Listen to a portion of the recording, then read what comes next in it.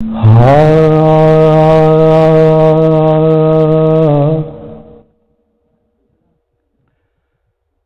سوچتا ہوں کہ عابد کا حال کیا ہوگا.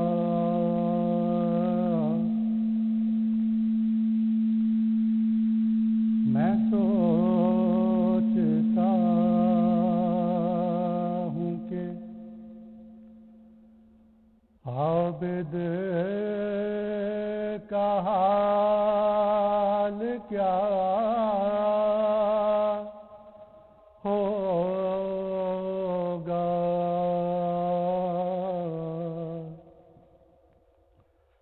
اسیر ہو کہ وہ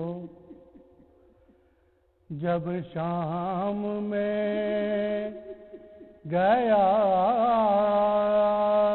ہوگا. اسیر ہو کہ وہ جب شام میں گیا ہوگا.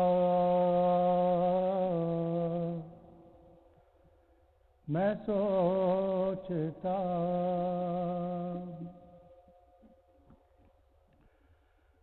سنا ہے شام میں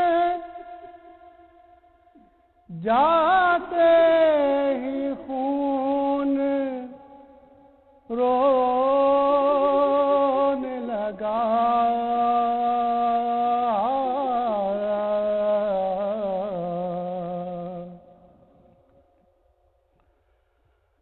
سنا ہے شام میں جاتے ہی خون رونے لگا.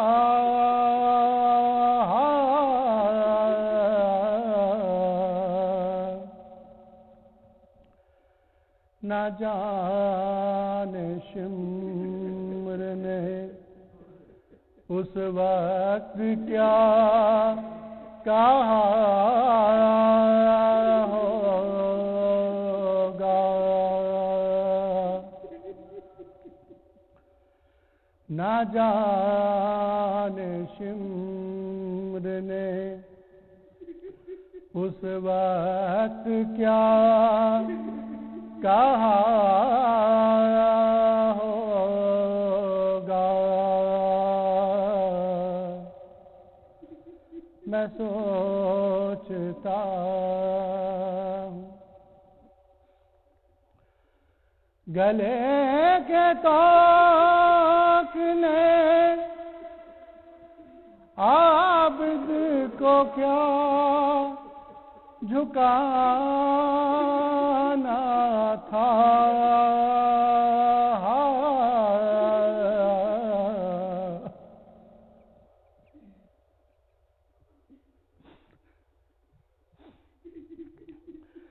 گلے کے طوق نے عابد کو کیا جھکانا تھا.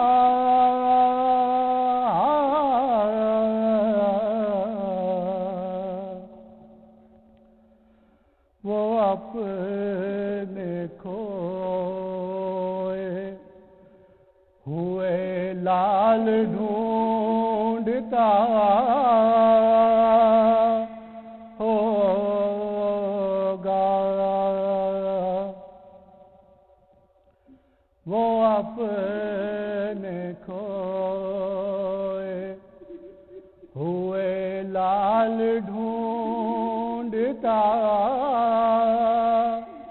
ہوگا.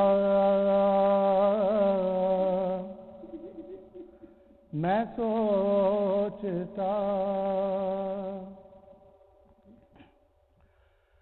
وہ یاد کرتا تو ہوگا وطن کی شاہی کو،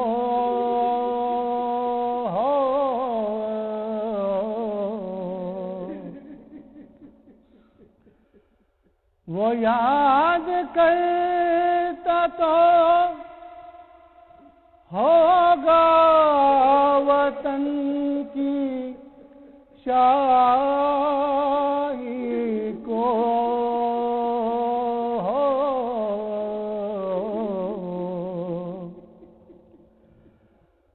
بہن کو دفن جو پردیس میں کیا ہوگا، بہن کو دفن پردیس میں کیا ہوگا،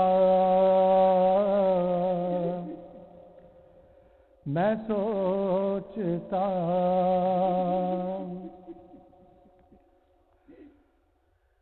سنا ہے شام میں جاتے ہی خون رونے لگا،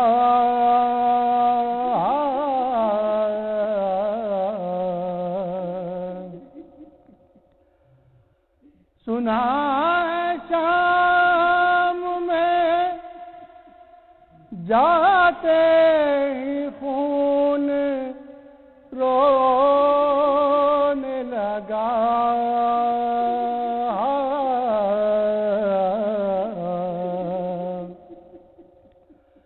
نہ جانے شمر نے اس وقت کیا کہا ہوگا، نہ جانے شمر نے اس وقت کیا کہا ہوگا، میں سوچتا ہوں کہ عابد کا حال کیا ہوگا، اسیر ہو کہ وہ جب شام میں گیا ہوگا، میں سوچتا صلوات اللہ محمد وعلی محمد۔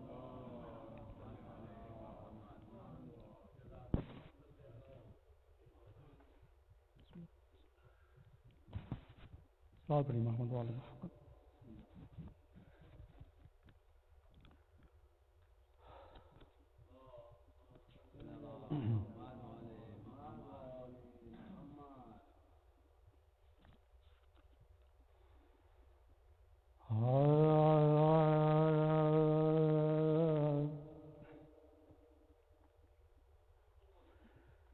کربلا سے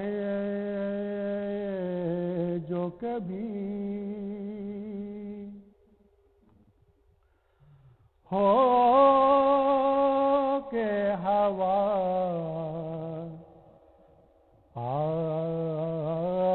آتی ہے،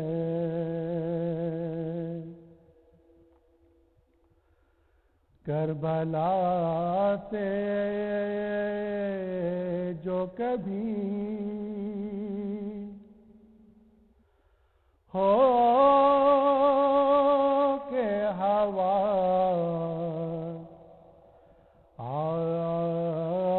آتی ہے،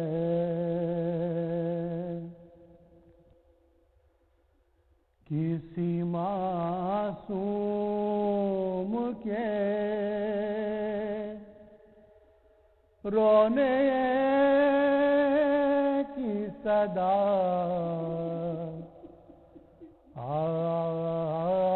آتی ہے، کسی معصوم کے رونے کی صدا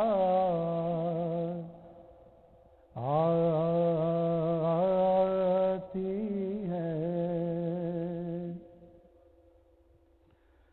ماں سمجھتی ہے دلہن لاؤں گی، آیا ہے شباب۔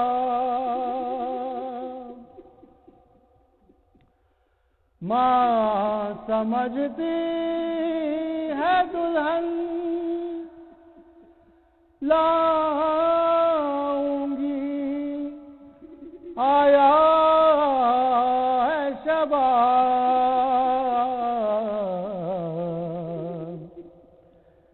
شہ سمجھتے ہیں کہ اکبر کی قضا آتی ہے، شہ سمجھتے ہیں کہ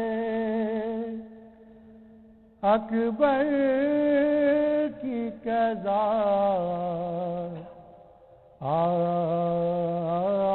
آتی ہے۔ ہاں دھڑکتا نہ ہو مرکز میں کہیں قلب رباب، ہاں دھڑکتا نہ ہو مرکز میں کہیں قلب رباب۔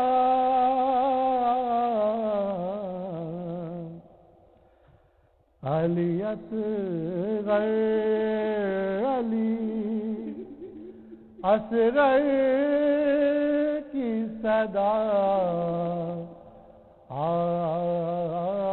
آتی ہے، علی اصغر علی اصغر کی صدا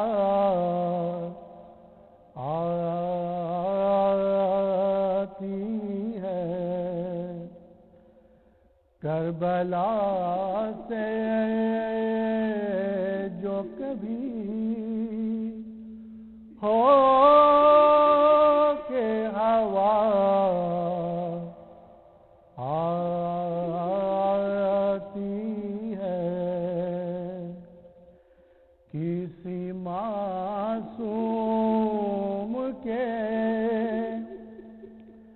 رونے کی صدا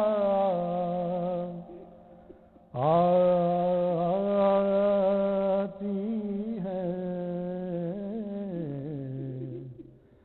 کربلا سے۔ صلوات اللہ محمد وعلیہ وسلم۔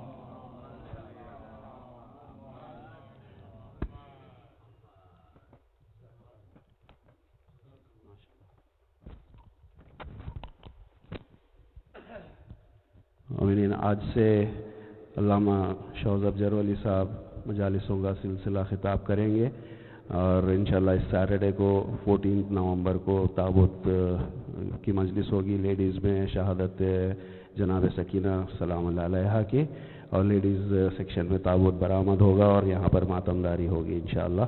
آپ لوگوں سے سورہ فاتحہ کی التماس ہے۔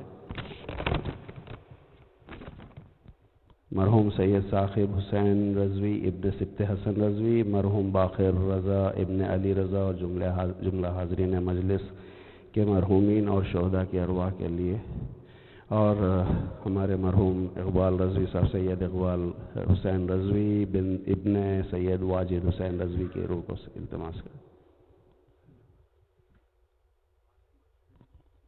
شب بیداری انشاءاللہ ہوگی سیٹرڈے 14 نومبر کو رات میں ٹھیک 10:30 بجے شروع ہوگی یہاں پر جو سالانہ شب بیداری ہوتی ہے. اور اس سال شب بیداری کے خاص مہمان خصوصی ہوں گے میر حسن میر صاحب، تو وہ اپنا کلام پڑھیں گے انشاءاللہ. پھر مجلس کے اختتام پر علامہ فاضل موسی صاحب مصائب بیان کریں گے. درود بھیجیں محمد و آل محمد.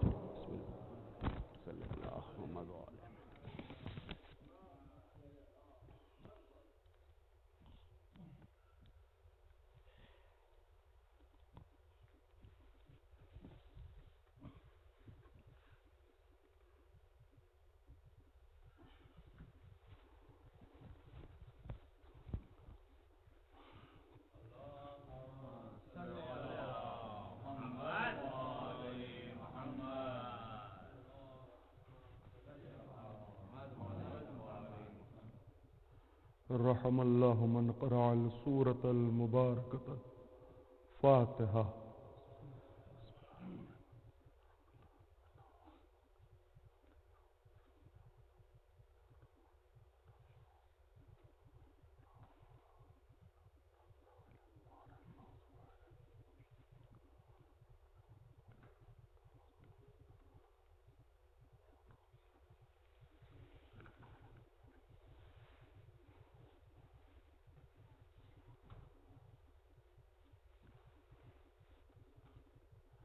اعوذ باللہ السمیع العلی العظیم من الشیطان اللعین الرجیم. بسم اللہ الرحمن الرحیم. الحمد للہ الذی ہدانا لہذا وما كنا لنهتدي لولا ان هدانا الله لقد جاءت رسل ربنا بالحق. الصلاة والسلام على رسول الثقلين محبوب رب المغربين والمشرقين جد الحسن والحسين ابو القاسم محمد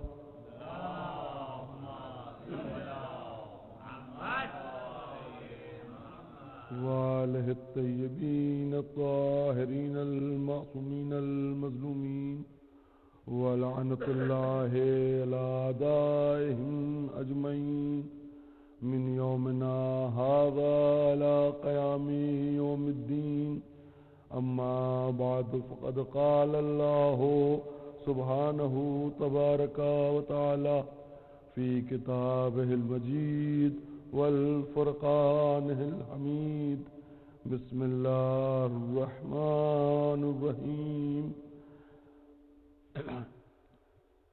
صلوات پڑھ حضرت محمد و آل محمد پہ.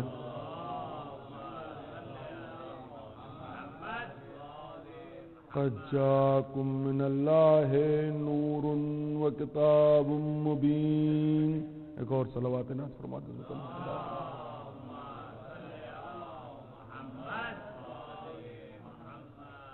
برادران ایمانی، آپ حضرات کے سامنے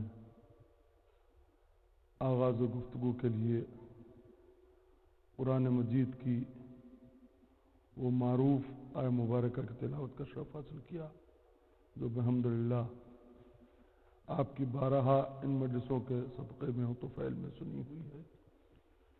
اور یہ بھی دیکھیے عجب نظام ہے، وہ ابلیس جو اللہ کی بارگاہ سے مہلت لے کے چلا تھا تو اس نے کیا کہا تھا، جا کے صراط مستقیم پہ بیٹھوں گا. یہ وہ آیت ہے جو آپ کی ان مجلسوں کے صدقے میں سنی ہوئی ہزاروں بار کی ہے، مگر جب بھی اہل بیت کے حق بیان کرنے کے لیے ان کے ذاکرین آتے ہیں، جو آپ کا کام ہے وہ آپ انجام دیتے ہیں، جو شیطان کا کام ہے وہ اپنا کام انجام دیتا ہے. ایک صلوات پڑھ حضرت محمد و آل محمد پہ.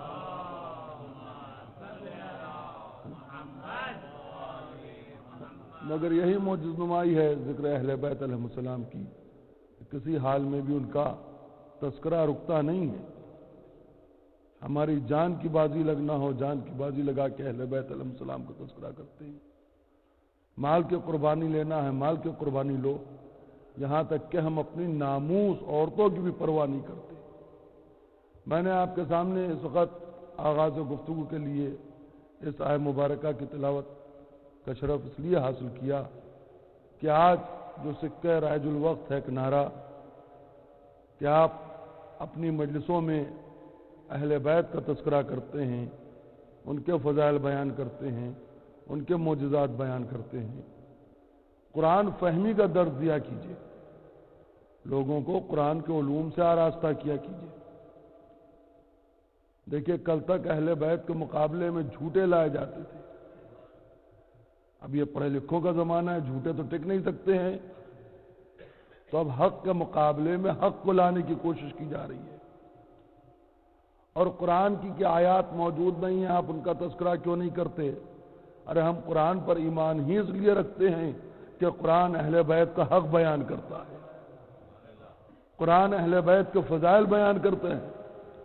ارشاد رب العزت ہو رہا ہے قد جاءکم من اللہ نور و کتاب مبین، اللہ نے اپنی جانب سے تمہارے لیے تمہارے درمیان نور کو بھیجا اور کتاب کو بھیجا۔ یہ تو اس کا ظاہری ترجمہ ہے، چونکہ ظاہر سی بات ہے ہماری مادری زبان عربی نہیں ہے، لہذا ہم محتاج ترجمہ ہیں، مگر ترجمہ آپ کو بھی سنا دیا، میں نے بھی سمجھ لیا۔ آپ کے ذہن میں ہو سکتا ہے بات واضح ہو گئی ہو، میرے ذہن میں اللہ کے اس فرمان کو پوری طرح قبول کرنے کی صلاحیت پیدا نہیں ہوئی، میرا ذہن نہیں سمجھ سکا۔ میں ایک موقع پہ خدا کہہ رہا ہے میں نے اپنی جانب سے نور کو بھیجا اور کتاب کو بھیجا۔ یہ نور اور کتاب کاہے کے لیے آیا؟ ذکر کر رہا ہے میں نے کتاب کو بھیجا اور نور کو بھیجا تمہارے درمیان۔ اکابرین علماء اسلام چیخ اٹھے کہ چونکہ انسان کو اللہ نے محتاج ہدایت بنایا ہے، دنیا کو آخرت کی کھیتی قرار دیا ہے، لہذا اس ذات واجب پر واجب تھا کہ وہ اس کی ہدایت کا انتظام کرے، لہذا اس نے انسانیت کی ہدایت کے لیے کتاب کو بھی بھیجا، نور کو بھی بھیجا۔ چلیے علماء کا سہارا دینے سے ایک بات تو واضح ہوئی کہ کتاب جو آئی اللہ کی جانب سے ہمارے درمیان اور نور جو آیا یہ انسانیت کی ہدایت کے لیے آیا، مگر ابھی بھی مکمل بات واضح نہیں ہوئی، کیونکہ اس نے کہا کتاب بھیجی اور نور بھیجا، نہ کسی کتاب کا نام لیا اس نے نہ کسی نور کا نام لیا۔ علماء چیخ اٹھے کہ کتابوں میں آپ کیوں پریشان ہو رہے ہیں سمجھنے کے لیے؟ قرآن مجید ہے مراد، کیوں کہا دیکھ کیوں نہیں لیتے؟ جب یہ کتاب آئی جبکہ اللہ کی بھیجی ہوئی اور بھی کتابیں، انجیل بھی ہے، توریت بھی ہے، زبور بھی ہے، کہا نہیں اس سے مراد قرآن ہے۔ کیوں ہے قرآن؟ کہا وہ آئی تو تھیں مگر آؤٹ آف ڈیٹ ہو چکی ہیں، وہ منسوخ ہو چکی ہیں، لہذا ان کتابوں سے مراد، اس کتاب سے مراد وہ کتابیں نہیں ہیں، قرآن ہے۔ ہم نے بھی تسلیم کر لیا۔ دلیل یہ دیتے ہیں کہ جب یہ آیت نازل ہوئی اس وقت جو کتاب موجود تھی اس کا نام قرآن ہے، نبی جس قرآن کو چھوڑ کے گئے اس کے بعد جو کتاب باقی رہی اس کا نام قرآن ہے، آج تک جو باقی ہے قیامت تک جو نافذ رہے گی اس کا نام قرآن ہے۔ ٹھیک ہے ہم نے تسلیم کر لیا، قرآن کے سلسلے میں سب متفق ہے، تو خالی کیا کتاب کا ذکر کیا؟ کہا نہیں نور بھیجا، تو نور بھی کوئی ایک نہیں، یہ مادیت کا خلق کردہ نور ہے جو کرنٹ کی شکل میں، الیکٹرسٹی کی شکل میں آپ کے سامنے روشن ہے، اسی کی وجہ سے آپ ایک دوسرے کو دیکھ پا رہے ہیں۔ یہ نور ہے کہ نہیں؟ یہ مادیت کا خلق کردہ نور ہے۔ کہ اس کی گفتگو کہاں کر رہے ہیں؟ چونکہ اس کو انسان نے بنایا، اس کا کیا بھروسہ کب ہے کب چلا جائے؟ یعنی انسان اگر کوئی نور بھی بنائے مادیت کا تو اس کا بھی کوئی بھروسہ نہیں ہوتا، یہ آپ کو کسی منزل تک لے جانا ہے۔ اس لیے جملہ میں نے آپ کے سامنے عرض کیا، اللہ کا بھی بنایا ہوا کوئی ایک نور نہیں، سورج اللہ کی نورانی مخلوق، چاند نور کا مجسمہ، ستارے نور کا مجسمہ، جنت، کوثر، طوبہ، حوریں، غلمان، ملک، اللہ کے 1,23,999 نبی، بھائی سب نور ہے کہ نہیں، کہاں تفصیل میں جاؤں، بس تمام کی مومنین کا انتظار تھا، وہ بھی تمام ہوا، اس لیے کہ گفتگو کو وقت کے اندر تمام کرنا تھی۔ خود ذات پروردگار نور کا مجسمہ ہے، یہاں پہ کسی نور کا نام نہیں لیا۔ نور سے مراد کون سا نور ہے؟ جہیں پر ہمارے سینے میں دل بے چین ہوتا ہے کہ آل محمد کے حق کے ساتھ کتنا سوتیلا بڑھتا گیا۔ بھائی جو علماء ابھی تک کتاب کے سلسلے میں ایک نظر آ رہے تھے، جب نور کے بارے میں سوال کیا، سب نے الگ الگ تفسیریں پیش کرنا شروع کی۔ کسی نے کہا نور سے مراد ہادی دین ہے، کسی نے کہا نور سے مراد رہبر اسلام ہے، کسی نے کہا نور سے مراد خلیفہ اسلام ہے۔ بھئی یہ اختلاف کیوں ہوا؟ کتاب کے سلسلے میں نہیں ہوا۔ کیا اصول ہے کہ کتابوں میں جو کتاب نبی کے زمانے میں موجود تھی وہی بعد میں بھی موجود رہی، وہی آج بھی موجود ہے، وہ قیامت تک قائم رہے گی، منسوخ نہیں ہوگی، آؤٹ آف ڈیٹ نہیں ہوگی۔ تو جو کتاب کے لیے معیار ہے کم سے کم وہی نور کے لیے بھی باقی رکھو۔ نور سے بھی مراد وہی نور ہوگا جو پیغمبر کے زمانے میں بھی ہو، پیغمبر کے بعد بھی ہو، آج بھی ہو، اور قیامت تک قائم آل محمد کی شکل میں قائم رہے۔ ایک صلوات پڑھتے ہیں حضرت محمد و آل محمد پہ۔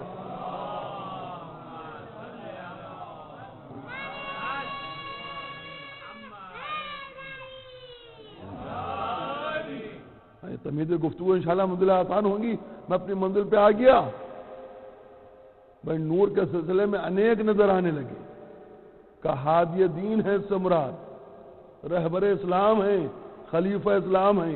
اپنا کام کتنا آسان کیا، جس کو خلیفہ کہہ دیا اس کو کہا اس نور سے مراد یہ ہے، جس کو ہادی بنا لیا کہا اس نور سے مراد یہ ہے، جس کو رہبر اسلام تسلیم کر لیا کہا نور سے مراد یہ ہے۔ یہی تو علی والوں میں اور تم میں فرق ہے، تم معیار میں ہمارے برابر نہیں ہو سکتے۔ تم جس کو ہادی و خلیفہ اور رہبر کہتے ہو اس کو نور سے مراد لیتے ہو، ہم اس کو ہادی مانتے ہیں، اس کو رہبر مانتے ہیں، اس کو خلیفہ اسلام مانتے ہیں جو خود نور کا پیکر ہوتا ہے۔ صلوات پڑھتے ہیں محمد و آل محمد سے۔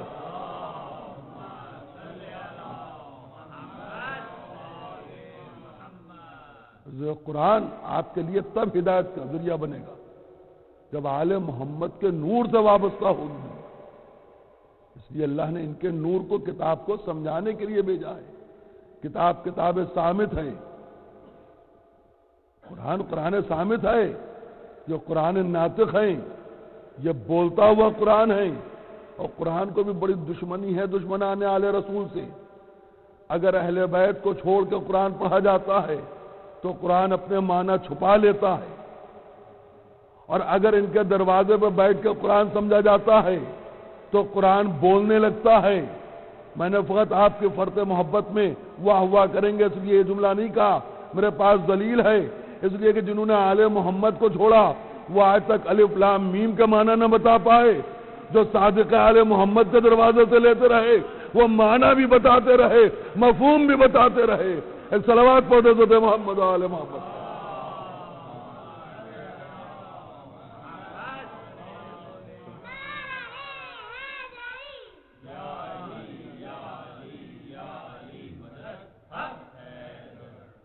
آج پہلی گفتگو ہے آپ کے سامنے، آغاز گفتگو میں عرض کر دوں، دنیا آل محمد کو سمجھنے کو تیار ہی نہیں ہے۔ بڑی دشمنیاں چل رہی ہیں اہل بیت کے حق کے خلاف، ان کی عصمت کے خلاف، ان کی طہارت کے خلاف۔ اور ماشاءاللہ آپ صاحبان علم ہیں، میں تو حصول ثواب کے لیے حاضر ہوا ہوں۔ آپ کا ذہن متوجہ ہے کہ میں کیا پڑھوں گا، اور میں بھی جانتا ہوں کہ آپ کیا سنیں گے، لہذا بغیر کسی تمہید کا میں عرض کروں، چھٹے امام جعفر صادق علیہ الصلوۃ والسلام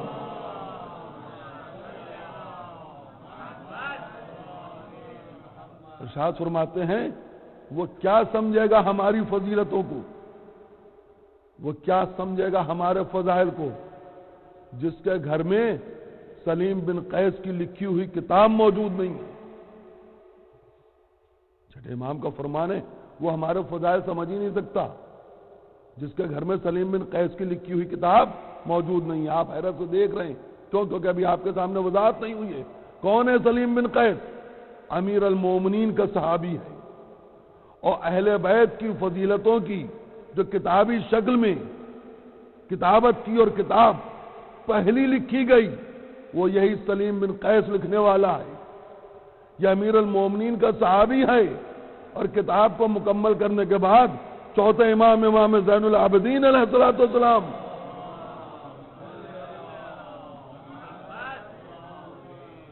کی خدمت میں لے کے پہنچا. چوتھے امام کی شہادت کا بھی آپ نے ماتم کیا, 25 محرم گزری ہے. چوتھے امام کے پاس لے کے پہنچا, حضرت آپ کے جد کی فضیلت میں نے اس کتاب کو تحریر کیا ہے. نبی سے فضائل سن کے ان کی عظمتوں کو سلام کر کر کے چوتھے امام نے اس کا مطالعہ کیا, دیکھ کے کہنے لگے کہ سچ لکھا جو کچھ لکھا سلیم بن قیس نے, اس لیے کہ اس میں سے ہماری حدیث کی خوشبو آ رہی ہے. اس کتاب کا معیار کیا ہوگا جس کی تصدیق امامت فرمائے اور کرے اس میں ہمارے حدیث کی خوشبو آ رہی ہے. سلیم بن قیس لکھتا ہے کہ میں مدینے سے کسی ضرورت کے تحت باہر گیا ہوا تھا, میں ہر وقت بے چین و بےتاب رہتا تھا, ذہن میں رہے میں نے اس لیے تمہیداً عرض کر دیا. چھٹے امام نے ارشاد فرمایا وہ کیا سمجھے گا ہمارے فضائل جس کے گھر میں سلیم بن قیس کی لکھی ہوئی کتاب موجود نہ ہو. سلیم بن قیس لکھتا ہے کہ میں مدینے سے گیا ہوا تھا باہر, جب لوٹنے لگا تو مجھے راستے ہی میں جناب ابو ذر مل گئے. میں نے سوچا میں اتنی دیر مدینے سے باہر رہا, پیغمبر اسلام نے علی کی فضیلت بیان کی ہوگی, میں محروم رہا نہیں سن سکا, لاؤ ابو ذر سے سوال کر لوں کہ کوئی فضیلت بیان کی ہے. ابو ذر نے کہا ہاں, پیغمبر اسلام فضائل پڑھ رہے تھے. اس سے پہلے کہ ابو ذر نے جو روایت بیان کی وہ آپ کو سناؤں, یہ بھی سن لیں کہ ابو ذر ہے کون. ابو ذر کے لیے پیغمبر اسلام نے ارشاد فرمایا زمین نے کسی کو اپنے دوش پر نہیں بلند کیا, آسمان نے کسی پر سایہ نہیں کیا مگر ابو ذر جیسا سچا.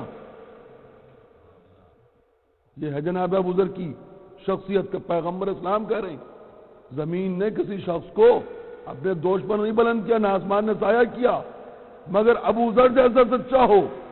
وہ ابو ذر بیان کر رہے ہیں. یہ جب بات آ گئی ہے تمیدی گفتگو تو شروع میں یہ بھی سنتے چلے کہ نبی نے کہا کب, کیونکہ لوگ آج مولا علی کی ولایت کے خلاف زبان کھول رہے ہیں. اور بیگانے تو بیگانے آج اپنوں میں علی ولی اللہ کے دشمن نظر آ رہے ہیں. اس لیے بات آپ کے سامنے عرض کرنے جا رہا ہوں. یہ کب کہا ابو ذر کے لیے, علی ابو ذر کی فضیلت میں نہیں بیان کیا.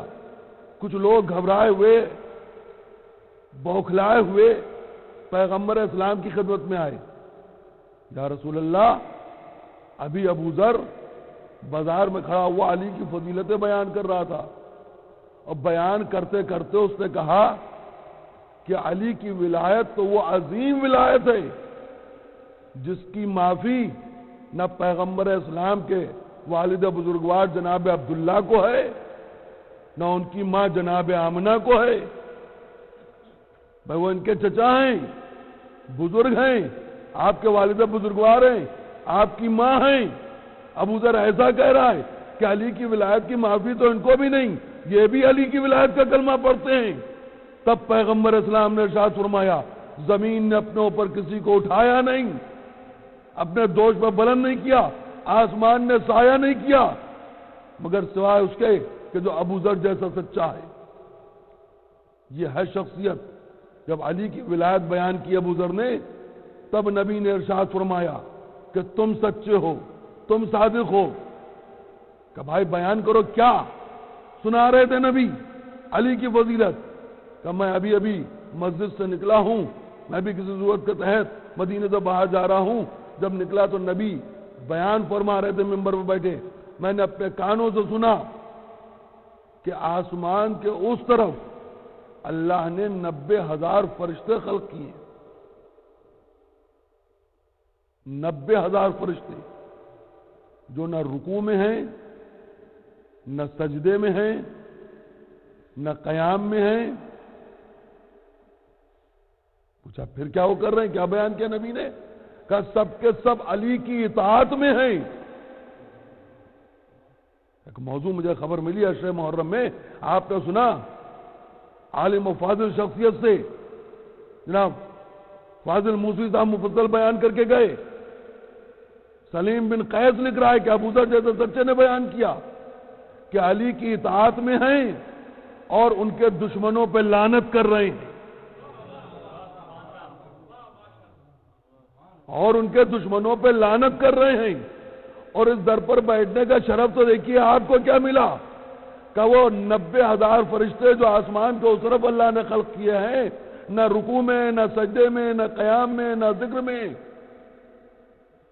وہ سب علی کی اطاعت میں ہیں، علی کے دشمنوں پر تبرہ کر رہے ہیں اور علی کے چاہنے والوں کے لیے مغفرت کی دعا کر رہے ہیں.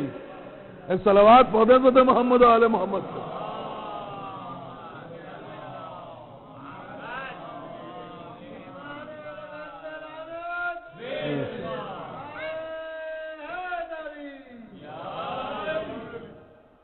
سلیم بن قیس نے لکھا کہ اللہ نے جو مخصوص 90,000 پیغمبر اسلام فرما رہے ہیں وہ علی کے دشمنوں پہ لعنت کر رہے ہیں، تو معصوم ملک تک تو دشمنان علی پہ لعنت کریں اور بحمدللہ آپ کو اتنا معیاری مقام ملا ہو کہ نہ دشمن کا خوف ہو. اپنی نسلوں کو علی کے حق کو پہچنوائیے، بتائیے، ورنہ آپ کو نہیں پتا یہ ایمان کو اس طرح برباد کریں گی جس طرح آگ لکڑی کو کھا جاتی ہے، لکڑی کا وجود بھی نہیں رہ جاتا. اور آپ دیکھ ہی رہے ہیں جب اتنی ولایت بیان ہوتی ہے تو علی کے چاہنے والے کتنے مختصر ہیں اور غدیر کا انکار کرنے والے کتنی کثیر تعداد میں. بات قرآن کی ہو رہی تھی نا، کتاب مفسرین قرآن تفسیریں بیان کر رہے ہیں اور کہہ رہے ہیں قرآن فہمی کے درس دینے چاہیے. ہم بھی قرآن سناتے ہیں مگر جب ہم سنانے لگتے ہیں تم سننے کو تیار ہی نہیں ہوتے ہو، اس لیے کہ تمہاری عادت تو ہل ہل کے پڑھنا، آگے بڑھ جانا، نہ کچھ سمجھنے کو تیار ہو، نہ سوچنے کو تیار ہو، نہ غور کرنے کو تیار ہو. پتہ نہیں کب کہاں کس پر لعنت پڑھ کے چلے گئے، کب اس پہ لعنت پڑھی نہیں شعور، کب اس پہ لعنت پڑھی نہیں احساس، کب اس پر لعنت پڑھ دی کچھ نہیں معلوم. اشرح محرم میں آپ سب سن چکے ہیں، جو تفصیل میں نہیں جانا ہے. کب خود اپنے اوپر لعنت پڑھ لی، سوچ ہے کہ نہیں؟ اسی انداز سے تو قرآن پڑھا جاتا ہے. ہم قرآن پڑھتے ہیں تو رک رک کے پڑھتے ہیں، حکم ہے قرآن کا، سمجھ سمجھ کے پڑھتے ہیں. آپ متوجہ لہذا آپ کے سامنے عرض کروں سورہ زمر میں خدا کہہ رہا ہے اپنے پیغمبر کو مخاطب کر کے، قل اے میرے رسول کہہ دو کہ یہ جو تم کو حکم دے رہے ہیں کہ تم اللہ کی عبادت میں شرک کرو، قل اے رسول ان لوگوں سے کہہ دو کہ تم ہم کو حکم دے رہے ہو کہ اللہ کی عبادت میں غیر اللہ کو شریک کروں. اب ہم تم پر وہی کرنے جا رہے ہیں جو تم سے پہلے والوں پر کر چکے ہیں کہ اگر تم نے اللہ کی عبادت میں شرک کیا، وہ پیغمبر اسلام جیسی ذات ہے، نبی اگر دین نہ پہنچے تھے تو آج ہم اور آپ مسلمان کہاں ہوتے؟ کیسی عظیم شخصیت، سرتاج انبیاء بنایا. اس نبی سے مخاطب ہو کے کہہ رہا ہے کہ اگر تم نے شرک کیا، شریک کیا اللہ کی عبادت میں، تو ہم تمہارے سارے اعمال حبس کر دیں گے. تم کو بھی وہی کر رہے ہیں، تم سے پہلے والوں کو بھی کر چکے ہیں. ان لوگوں نے ایسی اللہ کی قدر کی ہی نہیں جو کرنے کا حق تھا. ہم مولا کی محبت میں سرشار ہیں نا، جو سننا چاہتے ہیں میں اسی سنانے کے لیے آپ کو دعوت دے رہا ہوں اور پوری توجہ چاہ رہا ہوں. انہوں نے اللہ کا ویسا حق نہیں ادا کیا جو اس کا حق تھا. ان کو نہیں معلوم قیامت کے دن یہ ساری کی ساری زمین ہماری مٹھی میں ہوگی، ساتوں کے ساتھ آسمان ہمارے دائنے ہاتھ کی ہتھیلی پر لپٹے ہوں گے. میں نے آپ کو سنا دیا، آپ نے سن لیا، نہیں متوجہ ہوئے، ہاتھ جوڑیے پروردگار کی بارگاہ میں کہیے سبحان اللہ. واہ پروردگار، کہتا جسم بھی نہیں رکھتا ہوں اور ہتھیلی بھی دکھا رہا ہے. میں قرآن کی آیت کی تفسیر کیسے بیان ہو؟ کون تفسیر بیان کرے؟ جسم بھی نہیں رکھتا اور ہتھیلی بھی دکھا رہا ہے. آج آپ کے پاس مور کے اس ممبر سے عالم اسلام کو دعوت دے رہا ہوں، کیونکہ مجلس ریکارڈ ہوتی ہیں، جو مجلس سنے. 1 سال کا وقت دیا، 1 سال کا نہیں 2 سال کا وقت دیا، 10 سال کا دیا، اپنی پوری زندگی کا وقت دیا. دیکھیے کسی اہم نقطے کی طرف آپ کو متوجہ کرنا چاہتا ہوں. قیامت تک کا وقت دیا، اس کے بعد تو وقت ہی نہیں بچا. قیامت کے بعد تو وقت ہی نہیں جو دیا جائے. قیامت تک کا وقت دیا. خدا کہہ رہا ہے ہم اپنے مٹھی میں ساری کی ساری زمین کو سمیٹ لیں گے، ساتوں کے ساتھ آسمان اپنی ہتھیلی پر لپیٹ لیں گے. کوئی مٹھی والا خدا لے کے آؤ. روزے قیامت تک کا وقت دیا، کوئی ہتھیلی والا خدا لے کے آؤ. اگر ہتھیلی والا خدا نہیں لا سکتے تو پھر کوئی ید اللہ لے کے آؤ. صلوات پڑھتے حضرت محمد و آل محمد.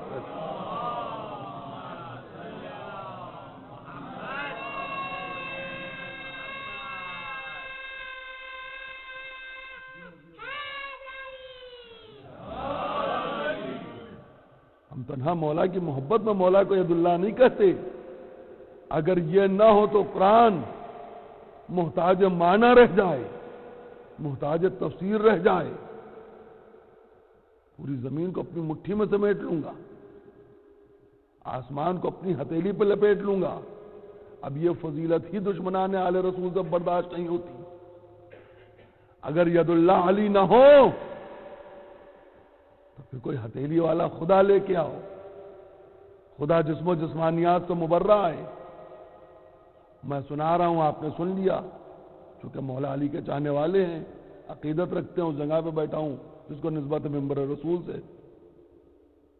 قرآن ہے، میں جا کے مطالعہ کر لیا، حوالہ دے کے آپ کی خدمت میں عرض کیا. کچھ کہہ بھی نہیں پا رہے ہیں، مگر خدا کی قسم اگر آپ اس کو پوری طرح سمجھے ہوتے، رات دن نعرے لگائے خوش ہوئے، تو اس طرح خاموش نہ بیٹھ پاتے. میں جو آپ کو سنانا چاہ رہا تھا اب اس منزل پہ آیا. اور یہ بھی کوئی عام حوالہ نہیں ہے، بلکہ جو قرآن فہمی کا درس دیا جا رہا ہے، کہ قرآن فہمی کے درس ہوں اور قرآن سمجھا جائے. تو شاید آپ کو یاد ہوگا سال گزشتہ بھی میں نے نوجوانوں سے گزارش کی، اس بار پھر گزارش کر رہا ہوں تاکہ اس کی تمرین ہوتی رہے کہ کبھی بھی تفسیر قرآن پڑھنے میں کسی ملا مولوی کی تفسیر نہ پڑھیے گا. اس لیے کہ انہوں نے اہل بیت کا حق بیان کرنے میں بہت سوتیلا برتاؤ برتا ہے. اور جو قرآن کی اہل بیت نے تفسیر بیان کی ہے وہ محفوظ ہے. علماء نے بڑے کام کیے ہیں. اہل بیت کی بیان کردہ تفسیر پڑھا کیجئے. تفسیر قمی بڑی معروف ہے. تفسیر قمی میں جو علامہ قمی نے تفسیر کی ہے قرآن کی، اس میں اپنی طرف سے کچھ لکھا ہی نہیں ہے. ان کا کام یہ کہ جس آیت کے ذیل میں جو امام معصوم نے تفسیر بیان کر دی اس کو درج کر دیا ہے انہوں نے. ایسا نہیں ہے کہ اہل بیت کی بیان کردہ تفسیریں دستیاب نہیں ہیں، موجود نہیں ہیں، اویلیبل نہیں ہیں. امام معصوم غیبت صغرا کا زمانہ ہے. آج کے کسی ملا مولوی کی بات نہیں کر رہا ہوں. جو ابھی آیت نازل ہوئی اس کا پس منظر ہے. آپ جانتے ہیں، آپ متوجہ ہیں، علماء کو سنا کرتے ہیں. مجلسوں کی برکت سے آپ کے پاس کافی علم ہے، آپ صاحب علم ہیں.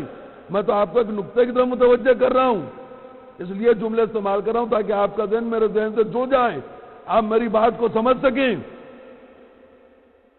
ہر آیت کے نازل ہونے کا پس منظر ہے. سورہ کوثر نوجوانوں کے لیے صرف ایک حوالہ دے دوں. کیوں نازل ہوا؟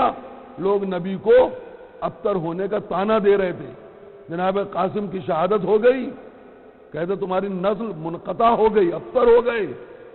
لہذا کوثر کو نازل کر کے اللہ نے بشارت دی، اے محمد تم شان والے ہو، تمہارے دشمن ابتر ہیں. آپ کو بتانا چاہ رہا ہوں، سورہ کوثر میں گفتگو نہیں کرنا چاہ رہا ہوں کہ ہر سورہ ہر آیت کے نازل ہونے کا شان نزول ہوتا ہے. امام معصوم کی بیان کردہ تفسیر غیبت صغرا کے زمانے میں علماء نے محفوظ کی، وہ بیان کر رہا ہوں. اس آیت کے ذیل میں سن لیجئے، اے نبی کہہ دو ان لوگوں سے، ہمیں حکم دے رہے ہو کہ عبادت میں غیر اللہ کو شریک کریں. اگر شرک کیا تو تمہارے سارے اعمال حبط ہو جائیں گے. جتنی محنتیں ختم ہو جائیں گی. بھائی اللہ کا نبی ہو، اتنا بڑا نبی شرک کر سکتا ہے؟ نہیں کر سکتا ہے. یہ آیت نازل کیوں ہوئی؟ پروردگار طٰہٰ کہا، یاسین کہا، مزمل کہا، مدثر کہا، اتنی فضیلتیں بیان کی، یہ مومنین جانتے ہیں، میں کیا ان کے سامنے بیان کروں؟ پھر اتنا لہجہ کیوں بدلا؟ تو امام معصوم نے تفسیر میں بتایا، چھٹے امام جعفر صادق علیہ السلام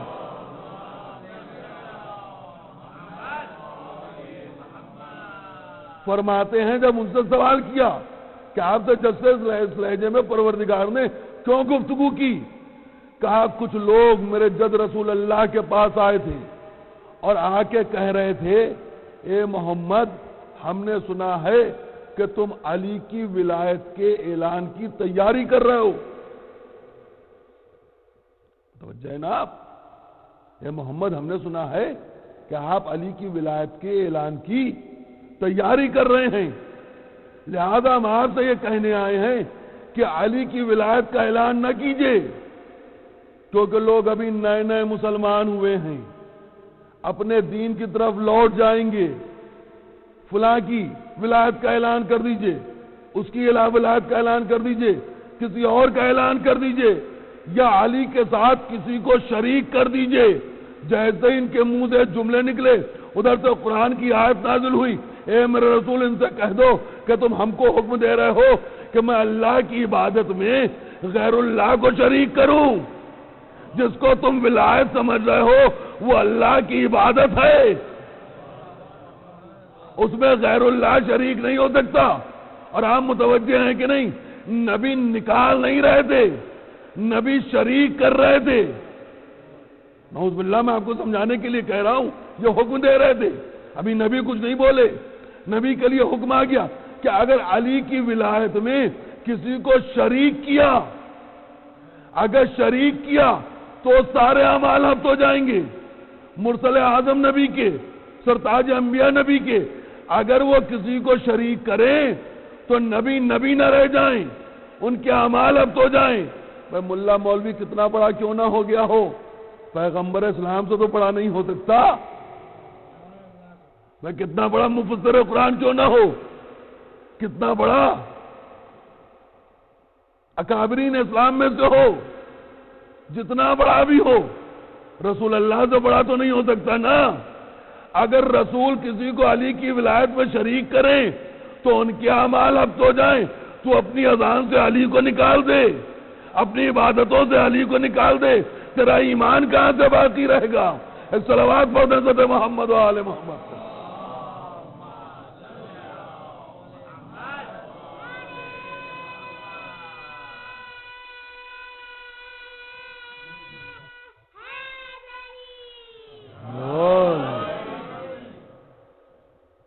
پیغمبر اسلام اگر کسی کو شریک کریں، قرآن ہے قرآن، تو ان کے اعمال ہفت ہو جائیں. تو اذان سے نکال دے، اپنے روزے سے نکال دے، حج سے نکال دے، بغیر ولایت امیر المومنین کے، بغیر علی ولی اللہ کی عبادتیں کر رہا ہے. یہ عبادتیں کہاں سے قبول ہو جائیں گی؟ نبی کے اعمال ہفت ہو جائیں گے اگر کسی کو شریک کریں. اور سنیں آپ متوجہ، لہذا بات اور عرض کر دوں انشاءاللہ.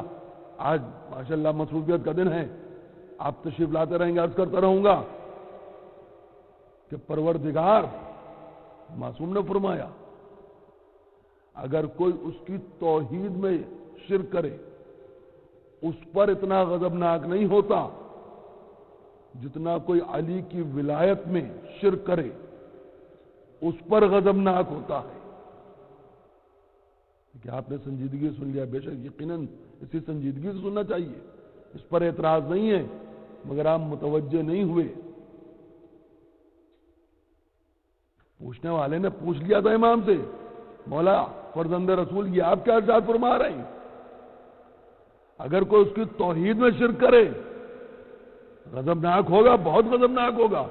اس کا کوئی پیرامیٹر نہیں بتایا گیا، میٹر نہیں بتایا گیا، مگر اس سے زیادہ اگر کوئی علی میں شک کرے، شرک کرے، علی کی ولایت میں شرک کرے اس پر غضبناک ہوتا ہے. مثال موجود ہے نا، ابو سفیان نبی کو اذیتیں دے رہا ہے، نبی بد دعا کر رہے ہیں، عذاب نہیں آیا، کچھ وقت کی مہلت دے دی، اور ادھر حارث نے انکار کیا. یہ نہیں سنانا تھا، اس میں تو آپ خود متوجہ ہیں. جو بات سنانے جا رہا ہوں اس کو متوجہ کرنے کے لیے آواز آئی، اس لیے میں نے 2-3 جملے دوہرا دیے تاکہ آپ باقاعدہ متوجہ ہو جائیں. امام معصوم نے کوئی اور دلیل دی ہے، بے شک یہ تو ہمارے سامنے ایک نمونہ ہے. اہل بیت کا حق یہی تو ہے کہ 10 دلیلیں ہاتھ جوڑے کھڑی رہتی ہیں. ہمیں بیان کر دو، ہمیں بیان کر دو. یہ ذکر اہل بیت ہے، یہ حق امیر المومنین ہے. امام کہتے ہیں کہ اللہ اس لیے زیادہ غضبناک ہوگا کہ وہ سوال کرے گا کہ بھائی ہم میں شرک کیا تو چل میری سمجھ میں آیا کہ تو نے مجھے دیکھا تھا نہیں، جانتا نہیں تھا، پہچانتا نہیں تھا، شکل و صورت نہیں تھی، تیرے پاس اتنا علم نہیں تھا کہ میری معرفت رکھتا، مجھے جانتا، تو نے شرک کر لیا. مگر علی کو تو دکھایا تھا، تو نے علی کو تو دیکھا تھا، علی جیسا سب کوئی دوسرا نظر آیا. جب علی جیسا کوئی دوسرا نظر ہی نہیں آیا، اس کے باوجود علی میں شرک کرتا ہے. تو ایک صلوات پڑھیں تو محمد و آل محمد سے.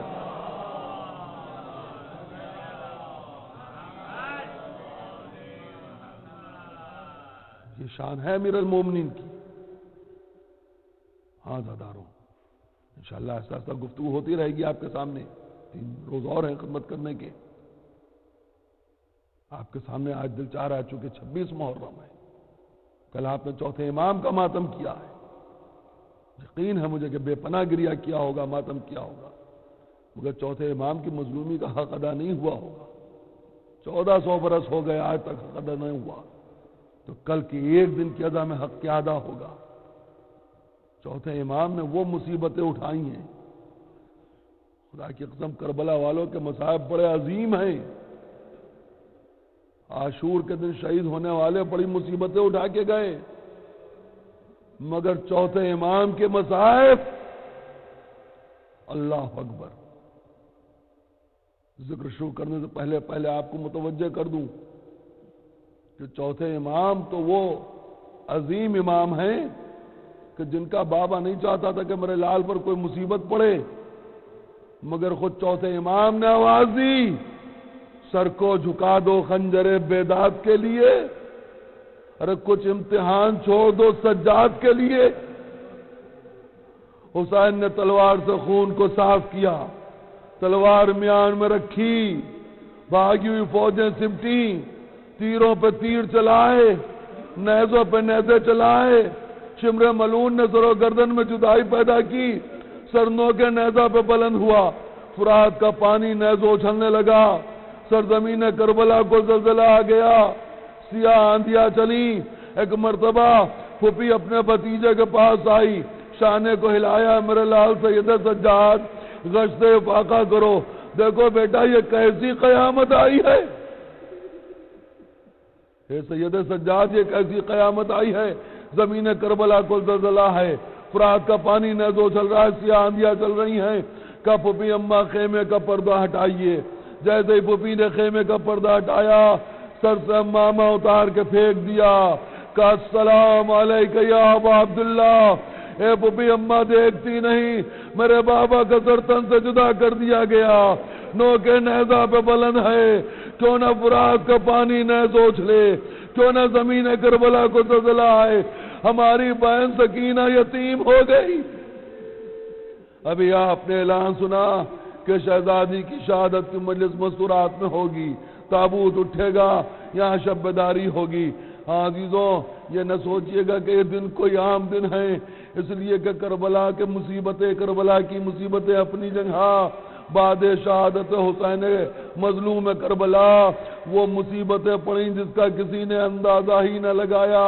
خود امام سے سوال کرنے والے نے سوال کیا تھا، مولا سب سے زیادہ مصیبتیں کہاں پڑیں؟ ارشاد فرمایا شام شام شام. امام نے کربلا کا نام نہیں لیا، اس لیے کہ چاہنے والے نے کہا تھا نا مولا شہادت تو آپ کے گھر کا شرف ہے، تو حضرت نے یہی تو ارشاد فرمایا تھا اے بھائی تو نے میرے حق میں انصاف نہیں کیا. بے شک شہادت ہمارے گھر کا شرف ہے، مگر کیا یہ بھی ہمارے گھر کا شرف ہے کہ نہ محرموں کا مجمع ہو، ناموس پیغمبر بے مقنا و چادر کچا کچا پھرائی جائے؟ اللہ اکبر. یہ قافلہ 11ویں محرم کو کربلا سے روانہ ہوا. ہاں یہی وہ ایام ہیں کہ آل رسول راستے کی مصیبتیں اٹھا رہے ہیں. چوتھے امام کے ہاتھوں میں ہتھکڑیاں، پیروں میں بیڑیاں، کمر میں لنگر، گلے میں توقے خاردار. کبھی کانٹوں پر سے چلایا جا رہا ہے، کبھی آگ پر سے گزارا جا رہا ہے. ہاں بیمار بیٹا، بابا کا سر سامنے ہے. جب بھی مصیبت زیادہ محسوس ہوتی تھی سر کو دیکھ کے فریاد کرتا تھا، بابا تم دنیا سے چھوڑ کے چلے گئے، تمہارے لال پر کتنے مصائب اٹھائے جا رہے ہیں. اس کے بعد جب یہ قافلہ قید خانے شام میں لے جا کے قید کر دیا گیا، چوتھے امام کی شہادت کا ذکر آپ نے سنا. ہاں تب بھی چوتھے امام کو چین سے ظالموں نے نہ رہنے دیا، اس لیے کہ چوتھے امام سیدانیوں جب روتی تھیں تو آ کے دروغ زندان چوتھے امام سے کہتا تھا کہ ان بیبیوں سے کہو آہستہ گریا کریں. ایک تاریخ وہ بھی آئی کہ سید سجاد کے پاس ایک ظالم تازیانہ لے کے آیا. تازیانے کے ساتھ سید سجاد کی طرف آگے بڑھا کہ سید سجاد میں تو سیدانیوں کو رونے سے روکتا تھا اس لیے کہ یزید ملعون چین سے سو نہیں پا رہا ہے.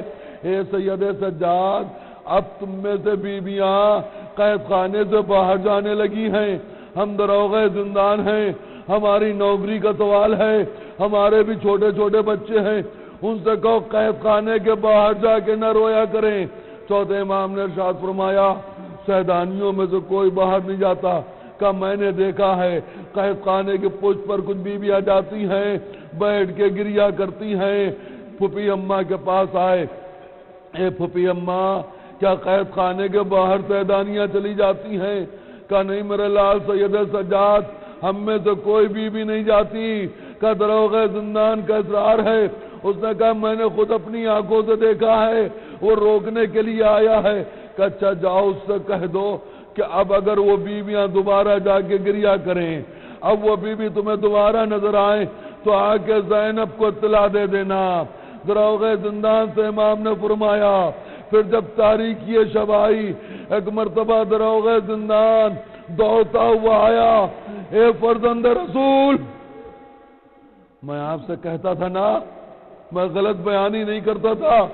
دیکھیے سیدانیاں پھر باہر نکل گئی ہیں، قید خانے کے باہر جا کے رو رہی ہیں. چوتھے امام نے اپنی پھوپھی سے کہا، جناب زینب نے بیویوں کو شمار کیا کہ سید سجاد تمام سیدانیاں یہاں موجود ہیں، بیویاں یہاں موجود ہیں، ہم میں سے کوئی باہر نہیں گیا.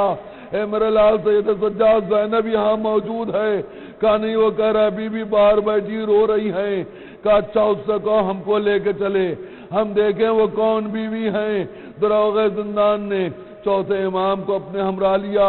چوتھے امام کے ساتھ شہزادی زینب چلی. قافلے کے قید خانے کے پیچھے جیسے ہی کچھ دور چلی اور دیکھا کہ ایک بیوی بیٹھی رو رہی ہیں، ان کے ہمراہ اور بیویاں ہیں. دور سے زینب نے کہا اے سید سجاد، اس دروغ زندان سے کہہ دے کہ بیوی ہم میں سے نہیں، اس لیے کہ اس کے سر پر ردا سلامت ہے، ہمارے سروں پہ ردائیں نہیں ہیں. ہماری چادریں کربلا میں لوٹ لی گئی، ابھی تک ہمیں چادر نصیب نہیں ہوئی ہے. زینب بے مخنو چادر ہے. یہ کہنے کے بعد تیزی سے سید سجاد اور جناب زینب اس بیوی اس معظمہ کی طرف آگے بڑھے. جب قریب پہنچے تو کیا دیکھا، بیوی زمین پہ کچھ لکھتی ہے، ہوا مصیبتہ کا نعرہ بلند کرتی ہے، پھر بالوں سے اس کو بگاڑ دیتی ہے، صاف کر دیتی ہے. اب جو زینب نے غور سے دیکھا بیوی لکھ رہی تھی، اے حسین مظلوم، تمہیں کربلا میں 3 دن کا بھوکا پیاسا قتل کر دیا گیا. ایک مرتبہ زینب نے ہاتھوں کو جوڑا، اے بی بی اتنا احسان کیجئے، ظالم سید سجاد کو تعزیانے لگائے گا، ہم علی کی بیٹی ہیں، ہم حسین کی ماجائی ہیں، یہ بتا دیجئے آپ ہیں کون، اس لیے کہ ہم میں سے نہیں ہیں. کیونکہ ہماری ردائیں سلامت نہیں، آپ کے سر پر ردا ہے۔ یہ کہہ رہا ہے کہ تمہاری بیویوں میں سے کوئی بیوی ہے، آپ اپنے چہرے سے چادر کو ہٹائیے۔ علی کی بیٹی آپ سے سوال کر رہی ہے، زہرا کی لاڈلی آپ سے سوال کر رہی ہے۔ جیسے ہی چادر کو ہٹایا کہ زینب نہ پہچانا تمہاری دکھیاری ماں فاطمہ زہرا ہے۔ زینب دیکھ کے بے ہوش ہو گئی۔ اب جو ہوش آیا تو سوال کیا، اماں یہ چہرے پہ خون کیسا ہے؟ کہ بیٹی یہ خون میرے حسین کا ہے۔ جب شمر کن خنجر سے گلے کو کاٹ رہا تھا زہرا موجود تھی، کوئی حسین کی مدد کرنے والا نہ تھا۔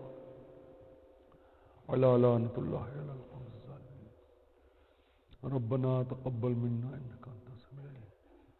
پروردگار سے واسطہ محمد علی محمد کا ہمارے اس قلیل اور عظیم عبادت کو قبول فرما، ہمارے گناہ صغیرہ گناہ کبیرہ کو معاف فرما۔ شیعان حیدر کرار، شیخ عزادار، ماتمدار جہاں جہاں بھی ہیں ان کو ہر بلا و آفت و مصیبت سے محفوظ فرما۔ مولا کے چاہنے والوں پر اپنی رحمت خاص کا نزول فرما۔ پروردگار جو بے مکان ان کو مکان عنایت فرما، جن کے مکان ہیں ان میں اپنی رحمت خاص کا نزول فرما۔ جو بے اولاد ہیں ان کو اولاد عنایت فرما، جن کے پاس اولادیں ہیں ان کو نیک و صالح اور اہل بیت علیہ السلام کا محب قرار دے۔ پروردگار جو بیمار ان کو شفا کاملہ و عاجلہ عنایت فرما۔ امام زمانہ علیہ السلام کو ظہور میں تعجیل فرما۔ ہم کو وہ کردار عنایت فرما کہ امام کے ناصر و عوان میں شریک ہو سکے۔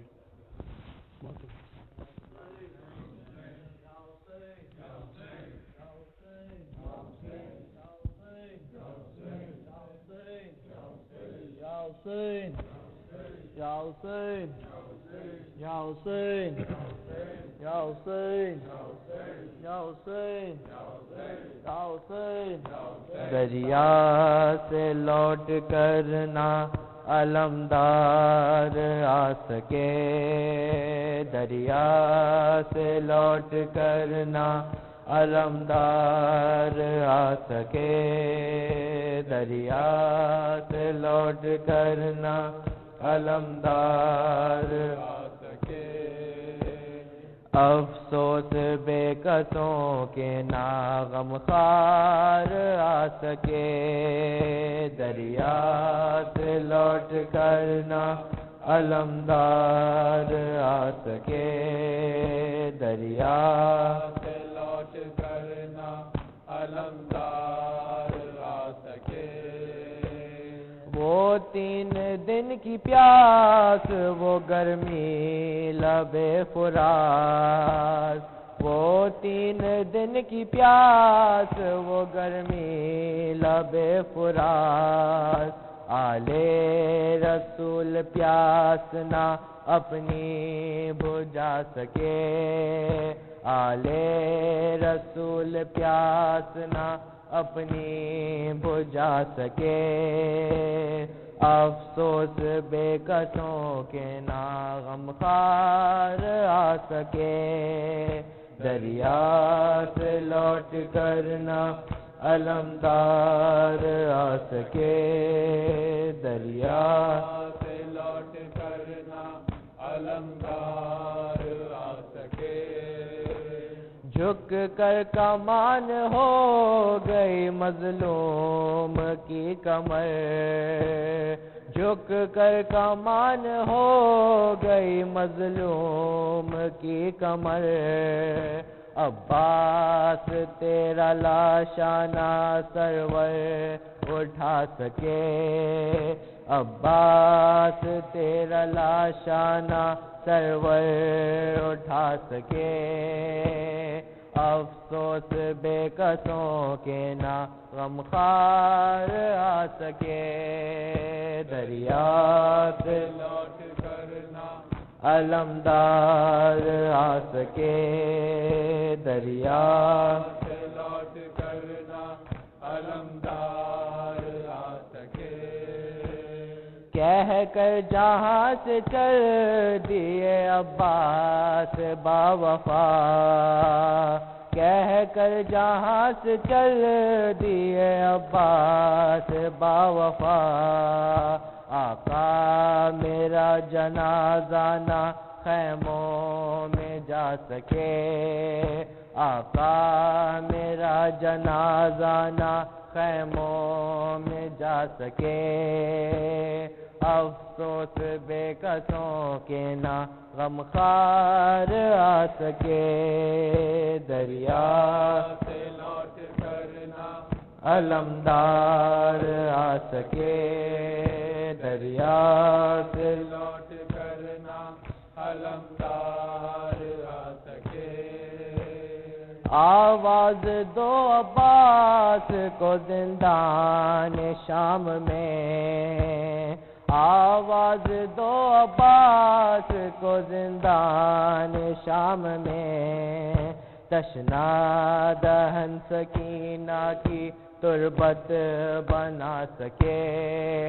تشنا دہن سکینہ کی تربت بنا سکے، افسوس بے کسوں کے نہ غمخوار آ سکے، دریا سے لوٹ کر نہ علمدار آ سکے، دریا سے لوٹ کر نہ علمدار آ سکے، افسوس بے کسوں کے نہ غمخوار آ سکے، دریا سے لوٹ کر نہ علمدار